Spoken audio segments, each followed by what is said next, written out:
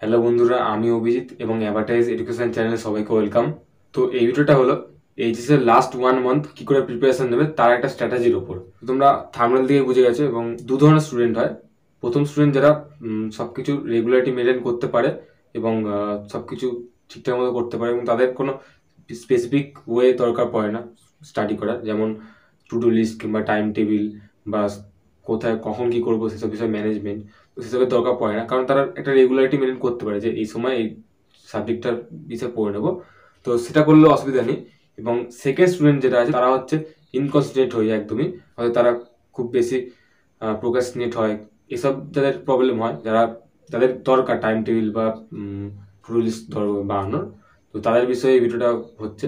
অবশ্যই তোমরা পুরোপুরি ভিডিও দেখবে এবং সবাইকে শেয়ার করে দিও। যারা যারা এখনো পর্যন্ত আমাদের অফিসিয়াল টেলিগ্রাম গ্রুপে জয়েন হয়নি তারা অবশ্যই জয়েন হয়ে যাও। গ্রুপের ডেসক্রিপশনে কিংবা চ্যানেলে অ্যাবাউট পেজে তোমরা লিঙ্ক পেয়ে যাবে। চ্যানেলে নিউ আসলে চ্যানেলটিকে অবশ্যই সাবস্ক্রাইব করে নিও এরকম ধরনের এডুকেশন টাইপের ভিডিও দেখার জন্য। ভিডিওটা শুরু করা যাক। সবচেয়ে প্রথমে যে বিষয়টা খেয়াল রাখার জন্য বলছি সেটা হচ্ছে অবশ্যই টু ডু লিস্ট বানাতে হবে। টু ডু লিস্ট এই কারণেই বানানো হচ্ছে, যেটা আগেও বলেছি অনেকবার, যে টু ডু লিস্ট যদি বানাও তোমরা, সেক্ষেত্রে তোমার কোনো আলাদা কোনো টাইম টেবিল ফলো করার দরকার পড়ে না। তুমি সারাদিন যেটা করবে, যে সাবজেক্ট পড়বে সেই বিষয়ে একটা লিস্ট বানিয়ে নিতে পারো এবং তার সেই অনুযায়ী সারাদিনের প্ল্যানটা করতে পারবে। সেক্ষেত্রে একটা রেগুলারিটি মেনটেন হয়। এটা হলো ফার্স্ট পয়েন্ট।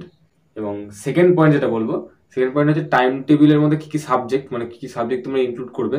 তো সেই বিষয়ে আমি বলতে চাই, এরকম করতে পারো যে প্রত্যেকদিন তিনটে সাবজেক্টের বেশি যাতে না হয়, সেটা ম্যাক্সিমাম 3টে সাবজেক্ট, মিনিমাম না, তবে 3টে সাবজেক্ট প্রত্যেকদিন পড়া সবচেয়ে ভালো হয়।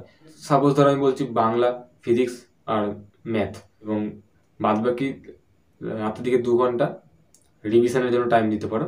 আমি যেরকম করতাম বা আমার ওপিনিয়ন অনুযায়ী বলছি আমি, এই হলো টাইমের ব্যাপারটা, যেটা তোমরা টু ডু লিস্ট অনুযায়ী বানাতে পারো। যেমন সাপোজ বলছি টু ডু লিস্ট এরকম বানালে তোমাদের যেরকম টাইম হবে, যেমন আমার ক্ষেত্রে যদি বলি, আমি ধরো বললাম যে সকাল 9টা থেকে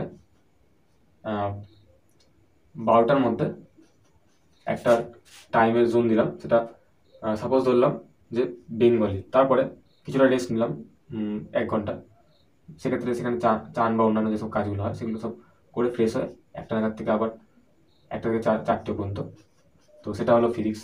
আবার সেই 6টা নাগাদ, 6টা থেকে 9টা পর্যন্ত ম্যাথ, এবং লাস্টে 10টা থেকে 12টা পর্যন্ত রিভিশন টাইম। এরকম তোমরা প্রথমে রাখতে পারো। তো এরকম যে প্রত্যেকদিন একটা কোনো মানে, আমি বলছি টু ডু লিস্টের কথা, মানে তোমরা ভাগ করে নেবে যে যেমন বেঙ্গলি, ফিজিক্স আর ম্যাথ যদি করো, তারপরের দিন অল্টারনেটিভলি ইংলিশ, কেমিস্ট্রি আর বায়োলজি করবে। তো এরকম করে অল্টারনেট করতে থাকবে, তাহলে 6টা সাবজেক্ট কভার হয়ে যাবে। তো এটা তোমরা করতে পারো ইচ্ছা করলে, এবং এর অনুযায়ী রিপিটেশন হবে জিনিসটা। এবং রিভিশনের ব্যাপারটা আগে বলেছি, এবার আসছে এটা যে তোমরা কি করবে অ্যাকচুয়ালি 1 মাসের মধ্যে, বা 1 মান্থ বলবো না, ঠিক এখনো 1 মান্থ এবং ওদিকে দেখতে গেলে মোটামুটি 1 মাস আর 2 সপ্তাহ বাকি আছে। তো যদি এখনো পর্যন্ত যাদের টেস্ট পেপার সলভিং হয়েছে এবং টেস্ট পেপার সলভ করছো, তাদের ক্ষেত্রে তোমার টেস্ট পেপার সলভিং কন্টিনিউ করতে পারো। এবং যাদের মোটামুটি 10-12খানার মতো সেট, পুরো ফুল কোশ্চেন সেট সলভ হয়ে গেছে, তো তাদের মনে হয় না যে আর করার দরকার পড়বে। তো মোটামুটি এটা করলেই হয়ে যাবে। আর যদি করো সেক্ষেত্রে তোমরা এই সময়টা কোশ্চেন সেটগুলো সব প্র্যাকটিস করতে হবে এখন। তো এটা হলো অবশ্যই টেস্ট পেপার সলভ করতে হবে, কারণ টেস্ট পেপার সব থেকে সবচেয়ে বেশি তোমরা ইম্পর্টেন্ট বা কোশ্চেন বা কোনগুলো কোশ্চেনগুলো আসতে পারে সেসব বিষয়ে তোমরা আইডিয়া হবে। এবং একটা জিনিস করতে হবে, যেটা আমি বেসিক্যালি সায়েন্সের সাবজেক্টগুলোর ক্ষেত্রে বলবো, যেহেতু এখানে সাজেশন হয় না, সেক্ষেত্রে তোমরা টেস্ট পেপারের কোশ্চেনগুলো যেসব টপিক দিয়ে আসবে সেই টপিকগুলোকে ভালোভাবে দেখে নাও এবং সেই টপিকগুলো বারবার রিভিশন করে থাকো, সেটা অনেকটা বেশি হেল্পফুল হয়।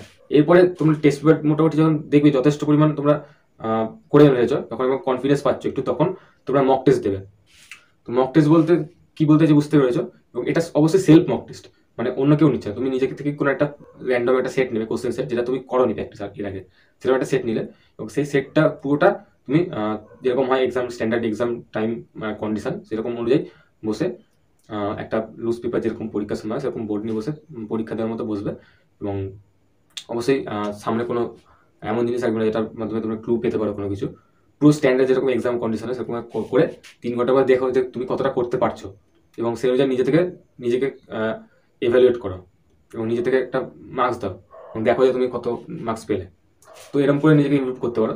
সেক্ষেত্রে তোমরা বিভিন্ন টাইমে বিভিন্ন ধরনের সাবজেক্ট রাখতে পারো, মানে পুরো একটা দিন বলছি আমি, ধরো সাপোজ বলছি কোনো একদিন কেমিস্ট্রি আছে, তো কেমিস্ট্রি তুমি ভাবছো যে মক টেস্ট দেবে, তো সেই সারাদিন ধরে তুমি কেমিস্ট্রি সব জিনিসগুলো যত কিছু হয়েছে এবং যত কিছু তুমি প্র্যাকটিস করেছো টেস্ট পেপারে, নোটস যেগুলো আছে সেগুলো সব রিভিশন দেওয়ার পরে তোমরা সেদিনকেই কোনটা নির্দিষ্ট স্লট বেছে নাও। যে সাপোজ ধরছি তোমরা টার্গেট করে দিচ্ছি 6টা থেকে 9টা পর্যন্ত, এই 3 ঘন্টা পুরো একটা মক টেস্টের জন্য দেবে।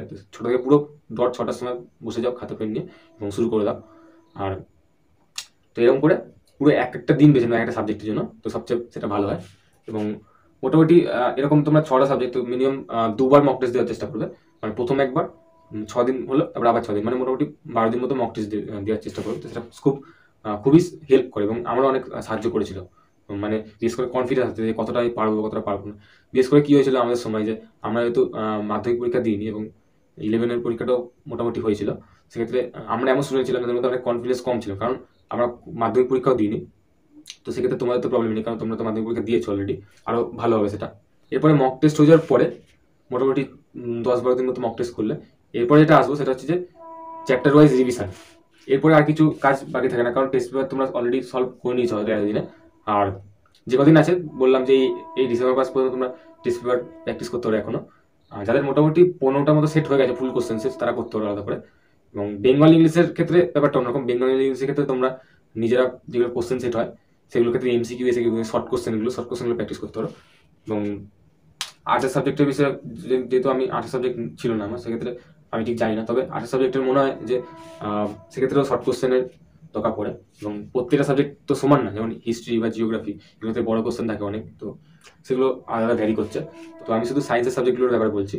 তো চ্যাপ্টার ওয়াইজ রিভিশনের ক্ষেত্রে একটা স্পেশাল দিক হলো এই টাইম জোনের মধ্যে করতে হবে তোমরা, মানে এই জিনিসটা তো ফিক্স থাকবে। এই প্রথমে যে টাইম ম্যানেজমেন্টের কথা বললাম, এটা ফিক্স থাকার পর তারপরে তোমরা এই টাইমগুলোর মধ্যে যেটা খুশি করতে পারো, সেটা সবচেয়ে সুবিধা হয়। এবং অবশ্যই এটা মক টেস্টের ক্ষেত্রে এটা ভ্যারি করবে না, কারণ মক টেস্টের ক্ষেত্রে তো একটা পুরো দিনই তুমি ওইটাই করছো, তো সেটা আমি আলাদা ধরলাম। আর চ্যাপ্টার ওয়াইজ রিভিশনের ক্ষেত্রে তোমরা যেই শর্টে যেই সাবজেক্ট থাকবে সেই সাবজেক্টের পুরো একটা চ্যাপ্টার চেষ্টা করবে যে ওই 3 ঘন্টার মধ্যে পুরো কভার করার। যেমন ফিজিক্সের ক্ষেত্রে তো চ্যাপ্টার ওরকম একটা হয় না, সেক্ষেত্রে তোমরা চেষ্টা করবে যে একটা পুরো ইউনিট মোটামুটি 3 ঘন্টার মধ্যে শেষ করা। যেগুলো একটু বড় ইউনিট, যেমন ফিজিক্সের মধ্যে অপটিক্স, তো ওগুলো ক্ষেত্রে তোমরা একটু বেশি দিন টাইম ধরো। অপটিক্সের হয়তো শুধুমাত্র যেটা জিওমেট্রিক্যাল পার্ট সেটা একদিনে করলে, আর ওয়েভ বা ফিজিক্যাল যে অপটিক্স আছে সেটা আরেকদিন করলে, ওয়েভ অপটিক্স যেটা আছে সেটা পরের দিন করলে, তো এরকম করে ম্যানেজ করতে পারো। এবং ম্যাথমেটিক্সের ক্ষেত্রে এরকম ধরনের, ম্যাথমেটিক্সের ক্ষেত্রে যেহেতু কোনো অনেকগুলো বেশি চ্যাপ্টার থাকে এবং কোনো নির্দিষ্ট কোনো ইউনিট হয় না, সেহেতু তোমরা এরকম করতে পারো যে কিছু চ্যাপ্টার যেগুলো মনে হয় যে সবচেয়ে কঠিন চ্যাপ্টার সেগুলো সবচেয়ে প্রথমে করার চেষ্টা করবে। যেমন আমি সাপোজ বলছি যে তোমরা প্রথমের দিন তোমরা সেটা রিলেশন করতে পারো, ওদিক থেকে প্রবাবিলিটি থিওরি, তারপরে ওদিকে বাইনোমিয়াল যে এক্সপেনশন আছে, তো এগুলো সব করতে পারো তোমরা সেদিকে রিভিশন। তো এই মোটামুটি 2-3 চ্যাপ্টার করতে হবে। তারপরের দিন তোমরা হয়তো এরকম করলে ক্যালকুলাসের ইন্টিগ্রেশনের পার্টটা, মানে ডেফিনিট ইন্টিগ্রাল আর ইনডেফিনিট ইন্টিগ্রাল, আর ওই integral as a area of some, ওই সব চ্যাপ্টারগুলো এগুলো আছে সেগুলো সব তোমরা কভার করতে পারো। তো এরকম করে তোমরা রিভিশন দেবে সবচেয়ে ভালো হয়। এবং বাংলা ইংলিশের ক্ষেত্রে তো তোমরা লেসন ওয়াইজ যেগুলো আছে আর কি, গল্প কবিতা, সেই একটা গল্প কবিতা ধরেই তোমরা খুব সহজে করতে পারবে। তো আর কেমিস্ট্রি ক্ষেত্রে তো কোনো ব্যাপার না, কেমিস্ট্রিতে 16টা চ্যাপ্টার আছে এবং 16 চ্যাপ্টারই প্রত্যেকটা চ্যাপ্টার আলাদা করে রিভিশন দিতে পারো। আর বায়োলজির ক্ষেত্রে যেহেতু অনেকগুলো চ্যাপ্টার থাকে, ইউনিট ওয়াইজ তোমরা রিভিশন দিতে পারো এরকম করে পার্ট করে, কারণ বেশি দিন তো টাইম নেই এবং কম দিনের মধ্যে চ্যাপ্টার ওয়াইজ রিভিশন দিতে হবে, সেক্ষেত্রে তোমরা এরকম করতে পারো। আর এই চ্যাপ্টার ওয়াইজ রিভিশনটা কিরকম ধরনের হবে সেটা বলে রাখি। চ্যাপ্টার ওয়াইজ রিভিশনটা তোমরা এরকম না যে শুধু বই থেকে পড়ছো, তোমরা যতগুলো টেস্ট পেপার একদিন করেছো সলভ, সেই সলভের যেখানে খাতাতে করেছো সেই খাতার মধ্যে সেই লেখাগুলো দেখবে নিজে, সেক্ষেত্রে অনেক রিভিশন তোমরা দিতে পারবে এবং দেখবে যে সেখানে অনেক ইম্পর্টেন্ট কোশ্চেন তোমরা অলরেডি বুঝে যাচ্ছ। তো সেগুলো যদি তোমরা বারবার রিভিশন করতে থাকো আরও বেশি তোমরা বুঝতে পারছো কোন কোশ্চেনগুলো ইম্পর্টেন্ট হবে। তো আর নোটস তো অবশ্যই রিভিশন দেবে।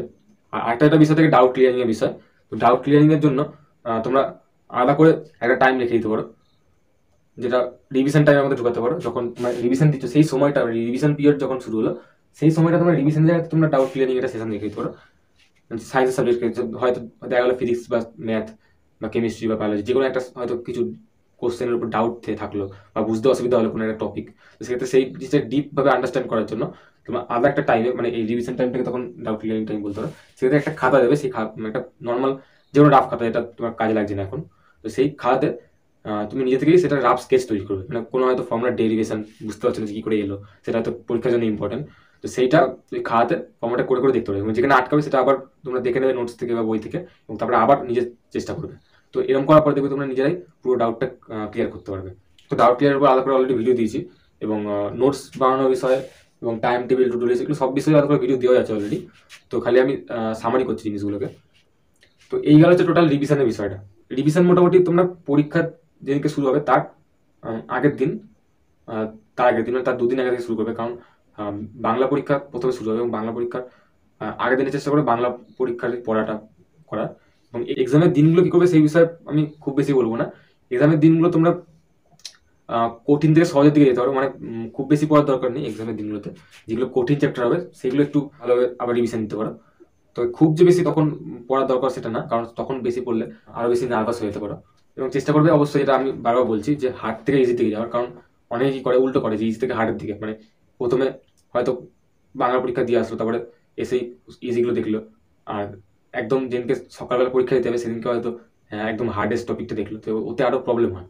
তো আমি তো উল্টো করতে বলবো, হার্ড থেকে ইজি দিকে যাবে, এটা আমার নিজের ওপিনিয়ন। এবং তোমরা হয়তো কখনো লক্ষ্য করে দেখবে, এবং আমিও লক্ষ্য করে দেখেছি, সবসময় এক্সামের সময় সেগুলোই মনে থাকে সবচেয়ে বেশি, যেগুলো সারা বছর ধরে বেশি করে পড়া হয়, এবং সারা বছর যেগুলো মনে থাকে সেগুলো অ্যাকচুয়ালি পরীক্ষার সময় মনে থাকে। তোমরা এই জিনিসটাই লক্ষ্য করে দেখবে। এই জন্য আমি বলবো যে যাই করো না কেন, পরীক্ষার আগের দিন কিন্তু নতুন কোনো টপিক পড়তে যাবে না। যেগুলো তোমরা জানা টপিক সেগুলোই তোমরা পড়বে। এবং হয়তো টেস্ট পেপারে হয়তো কোনো কোশ্চেন দেখে নিলে সেই কোশ্চেনটা একদম নতুন লাগছে, তো সেই কোশ্চেনের দিকে আর কোনো রকম ভাবারই দরকার নেই। তো এই হচ্ছে কিছু বিষয়। অবশ্যই এসব জিনিসগুলো ফলো করলে তোমরা ভালো রেজাল্ট করতে পারবে। আশা করছি তোমাদের রেজাল্টও ভালো হবে। ভিডিওটা এত অবধি কেমন লাগলো আমার প্রিপারেশন স্ট্র্যাটেজি বিষয়ে সেটা অবশ্যই কমেন্ট করে বলবে। আর কোনো ভিডিও রিকোয়েস্ট থাকলে সেটাও আমাকে কমেন্ট করে জানাতে পারো। দেখা হচ্ছে আবার নতুন একটা ভিডিওতে, ততক্ষণ বাই, সবাই ভালো থাকো, টেক কেয়ার।